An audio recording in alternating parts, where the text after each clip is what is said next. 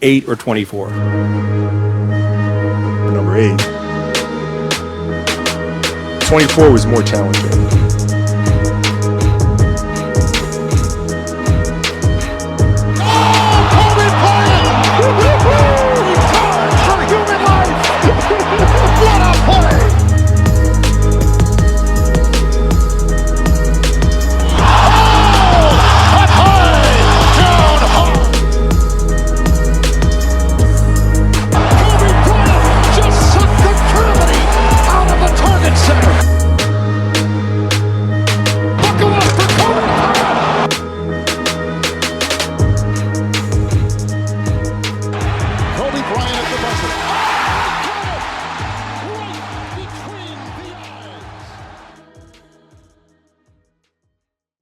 It's Monday, so that means 3 things. 1, I'm not your MCM. 2, it's a Mamba Monday. And 3, it's time for the 24 podcast. How you guys doing? I'm your host, the product of poly environment, D. Chuck Paul. Episode 178. Act bad. Act bad, act bad, act bad. Remember when that song first came out with Diddy? City Girls and Fat Boy? I was like, oh man, this shit is trash. I was like, this gotta be some kind of desperate attempt to just resurrect his music career and whatnot, but whatever. He did the Act Bad challenge too, having folks do remixes and whatnot. Whatever. How you guys doing? Hope you guys enjoyed your week. I hope you guys enjoyed your weekend. It was a rough one for me. A lot of personal shit going on, but guess what? The product of poverty's environment, the POPE, is back here for you guys. Oh man, let's get straight to it. Diddy was denied bail again for a 3rd time, and a trial date was set.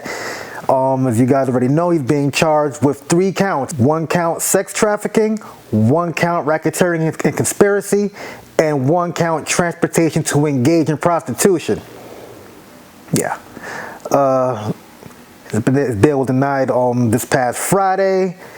Just like his other 2 was denied for various reasons. He will remain in the MDC until his trial date of May 5th, 2025. Yes, Cinco de Mayo, a day where we would probably be drinking De Leon and Ciroc. We will be watching Diddy in court. His kids was there. His mother was there. She even gave a lengthy ass Instagram post about Puffy. I think it was last week. It's long as hell. I'm gonna read it to you guys. This was on October 6th, all right, about a week ago. I come to you today as a mother that is devastated and profoundly saddened by the allegations made against my son, Sean Combs. It is heartbreaking to see my son judged not for the truth, but for a narrative created out of lies. To bear witness that seems to be like public lynching of my son before he has had the opportunity to prove his innocence in a pain too unbearable to put into words. Like every human being, my son deserves to have his day in court, to finally share his side, and to prove his innocence. I am not here to portray my son as perfect, because he is not. He has made mistakes in the past, as we all have. My son may not have been entirely truthful about certain things, such as denying he has ever gotten violent with an ex-girlfriend when hotel surveillance showed otherwise. Sometimes the truth and the lie become so closely intertwined that it becomes terrifying to admit one part of the story, especially when that truth is outside the norm or is too complicated to be believed. This is why I believe my son's civil legal team opted to settle the ex-girlfriend's lawsuit instead of contesting it until the end, resulting in a ricochet effect as the federal government used this decision against my son by interpreting it as admission of guilt. It is important to recognize that none of us, regardless of our status, are immune to fear or mistakes. Not the grave charge leveled against them. Many individuals who are wrongfully convicted and later exonerated had their freedom taken from them, not because they were guilty of the crimes they were accused of, but because they didn't fit the image of what the society considers to be a good person. History has showed us how individuals can be wrongfully convicted due to their past actions or mistakes. Now, the second part of this shit. Watching the world make jokes and laugh at my son's life crumbling before our eyes is something I can never forget. It is truly agonizing to watch the world turn against my son so quickly and easily over lies and misconceptions without ever hearing his side or affording him the opportunity to present his side. These lies thrown at him are motivated by those seeking a financial gain and not justice. These individuals saw how quickly my son's civil legal team settled this ex-girlfriend's lawsuit, so they believe they can receive a quick payday by falsely accusing my son. False allegations of sexual assault thwart the victims of sexual violence from getting the justice they deserve. To make matters worse, the federal government is now using these lies to prosecute my son. This injustice has been unbearable for our family. The worst part of this ordeal is watching my beloved son be stripped of his dignity, not for what he did, for what people choose to believe about him. I ask his supporters, fans, colleagues, friends, and the public to not judge him before you've had the chance to hear his side. I beg you to think about those who have been wrongfully persecuted, to remember that not everyone who has made mistakes in this deserves to have their entire existence judged by a single action or a few mistakes. My son is not the monster they have painted him to be, and he deserves the chance to tell his side. I can only pray that I am alive to see him speak his truth and be vindicated. Respectfully submitted on the behalf of Janice Smalls Combs and the Combs family. Sheesh, that was a mouthful. No Diddy. And then the irony of this. A woman named Talia Graves came out saying that Puffy drugged and sexual assaulted her back in 2001. Then a couple days ago it came out that her ex-boyfriend came out and said that she offered him $3 million to corroborate her story because Puff is the one with the money. Now, it is stories like this that will fuck around and see Puffy beat this case. Because mind you, he has to be found guilty by a grand jury. By a jury. We don't know if these people are the biggest Puffy fans. He invented the remix, remember that. And it's easy to find out who's a juror or not. Give them a couple million. This is going to be an interesting case because mind you, when they don't want your money for bail, it's on. He's putting up $50 million cash. 2 Florida properties. One of them estimating in $48 million. Gave up his passports, his kids' passports. They said, nah, you're going to sit here till May 5th. Sheesh. Yeah, man. Look, like I tell everybody, I have no horse in this race. He gets locked up, hey, fuck it. He don't get locked up, hey, fuck it. You know? For all you motherfuckers, keep that same energy. You know what I'm saying? But I think if he does beat this shit, he's gonna open up a mega church with TD Jakes and drop a gospel album. You heard it here first, man. Mark my words, mark my words. Sticking to music, my favorite Redbone, Glorilla. Whew. That album is fire. That album is fire. Glorious. I go get that. Of course, that song track, Hold On, fire. Procedure with Lotto, fire. TGIF, of course, fire. What You Know About Me with Sexy Red, where they flipped the Lil Boozies and Webby, Wipe Me Down. One of my favorite songs all time. If you remember me back in the clubs, back in the day when this shit was on, you see me pulling out 20s, 50s, and 100s and wiping bitches down. Enough of that. Rain Down on Me with Kirk. He had a song with Kirk Franklin, dog. Drink with Megan, How I Look. They went in on that shit. And Drink with T-Pain, I Love Her. Fire. Like, she has so many joints that she could choose from. what's the song she got where she talk about domestic violence in the sense of like, you put your hands on me, I'm gonna get you touched. Oh man, said we will be smoking on you next. Yeah, Big Glow, not the little one. Get that album. Moving right along. That wasn't even part of my list of talking points, but yeah. So, there's a sex worker by the name of Danae Davis who is in a relationship with another sex worker, I believe, by the name of Gucci Third Leg. And he happened to give this girl HSV2. I believe it's something like herpes, you can't get rid of it and whatnot. But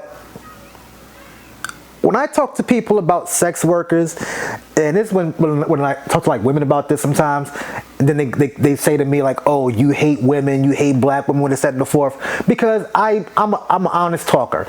I go off facts, not opinions or your feelings. These type of women are not respected outside the bedroom, or maybe even respected in the bedroom. Like, they get talked down upon, physically abused, sexually abused before they started, and during and after they're transitioning into this whole sex worker lifestyle. The money isn't as good as you think it is. You're risking your health. Because if you deal with big companies like a Bang Bros or a Brazzers or Reality Kings and all that type of shit, you go through the good drug tests that cost like $200 and you can get those results the same day. Not these Planned Parenthood shit that comes back in a week or two. So before I play the video of her crying on TikTok, of course, not everybody cries on TikTok. They don't go to the police and like that. She was going down on this dude and she tells him, what's that bump on your whatever? He said, oh, cold sore or whatever. She was like, she asked him for his, I forgot what they actually call the sheet or whatever, but his results and whatnot. He says, no wait. She told him, show me your results when we're done. Why would you sleep with this man with a doubt in your mind he has something, then get upset when you get it? I'm not mad at him. I'm not mad at her either. They both get stupid. I mean, look. Let me just play this video real quick. Oh, man. The crocodile tears. Get to my B-roll. I'm sorry, y'all.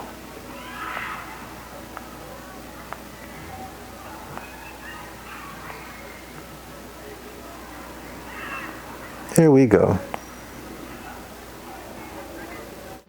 I'm just gonna say, yes, he gave it to me. It's devastating to have to come on here and share that whenever I was 19 years old, Gucci Third Leg burned me with HSV2.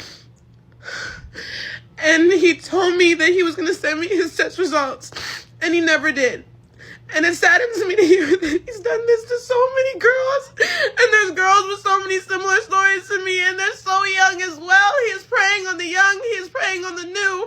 And I'm so sorry for not saying this 7 months ago. I was scared, and I was making so much money. I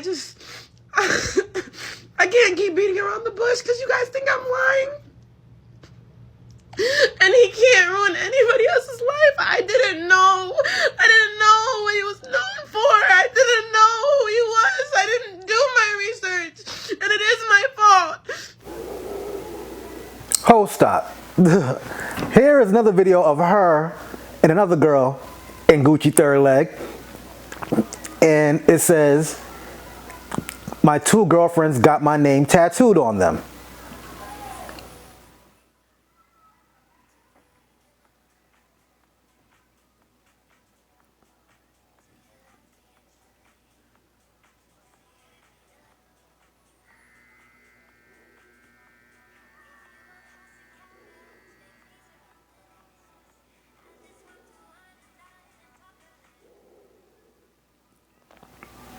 That your man? You gonna stand beside him? I mean, I'm just saying, what the fuck are y'all doing? Is it really worth it? Like, people really will do everything but learn an actual trade to make money off of. But yeah, you know what? I'm gonna fucking suck to get this money and risk your health. You're lucky you got HSV2 or HV2, whatever it's called, PS2, PS1, PS5, I don't know. And you didn't get the house in Virginia. I'm just saying. And here's a list of 50 women that he shot with. You know what I'm saying? I only know maybe a handful of these women because I've seen them on like actual big platforms. A lot of these are just independent chicks who just trying to make Cancun money. If you go on Twitter late enough, you will see these broads. They all live in like, they renting rooms and shooting content all day. It's crazy. This one chick I seen, her Instagram page is her content page, and page she has pictures of her kids. And she's kissing the kids on the face, the second, the fourth, and you just sucking dick like a day or two ago. Disgusting, man. But yeah, blame men, y'all. Blame men, y'all. And then after that, there was a town hall meeting on Clubhouse. Look at this shit. Oh my God. The who's of hoes. Sheesh. Hilarious. Hilarious. So yeah, guys, girls, find you a girlfriend and boyfriend that you can fuck raw forever. Because it's nasty out here in these streets. Nasty. Whew. Let me move right along. Oh man. Well, first of all, you know my Giants suck, so I can't talk much. But the Cowboys, these niggas got smoked by the motherfucking Detroit Lions. My boy Ra, friend of the show. I was like, yo, watching the Liberty game, which they won, tied a series apiece. Didn't know the finals was best of 5. But anyway, he said, nah, I'm watching my Cowboys. I said, I'm going to pray for you guys. Remember, Dan Campbell said they are biting limbs or whatever the case may be. Like, that's a wild boy. His mentality is instilled in his players. Look, man. This is the Cowboys' worst loss of 2010.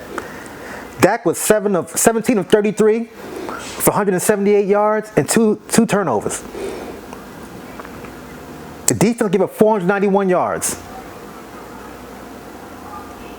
Damn it, man. What, Jared Goff, I think he threw for 3 touchdowns. There was 2 rushing touchdowns. I thought they was going to go for 50.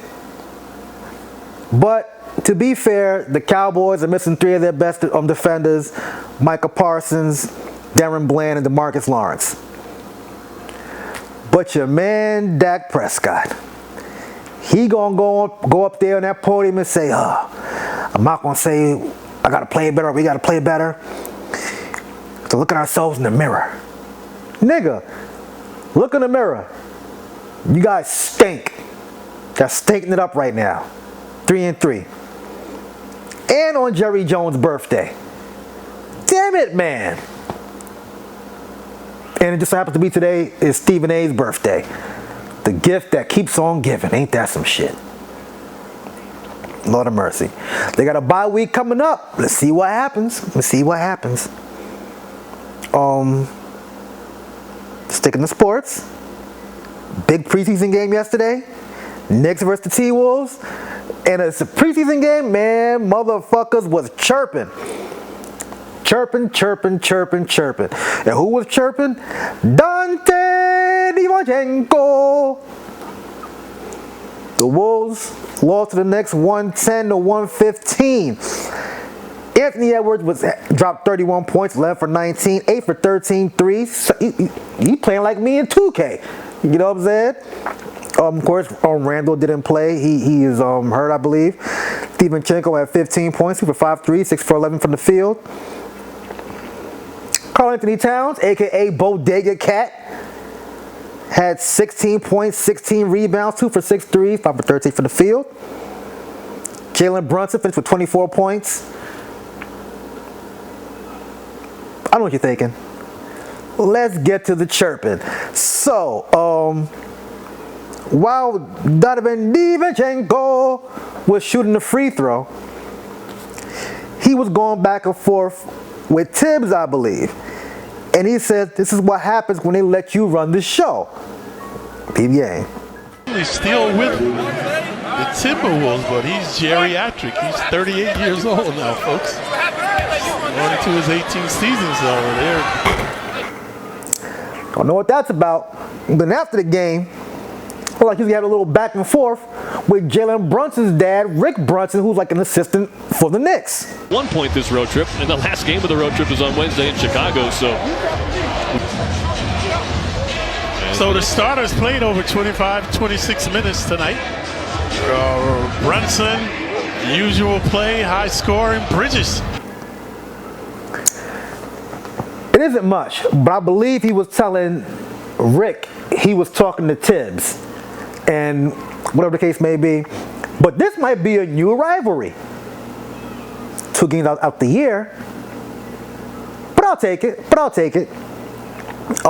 Before I let go, of course, the load management tee is in shops right now. They're BOGO. You buy 2, you get them for 30 a piece instead of paying 40. Got the long sleeves up there too for 50 a pop. You buy 2, you get 1 40 a piece. Or you can mix and match, get 1 for 40, get 1 for 30. And still, the Halloween on Death Row tees are still in the shop until the 31st. So get yours while you can. Like I always say, like, share, subscribe, comment. God is good. God is great. Thank God my paper's straight. I am the Pope Chuck Paul. Peace out.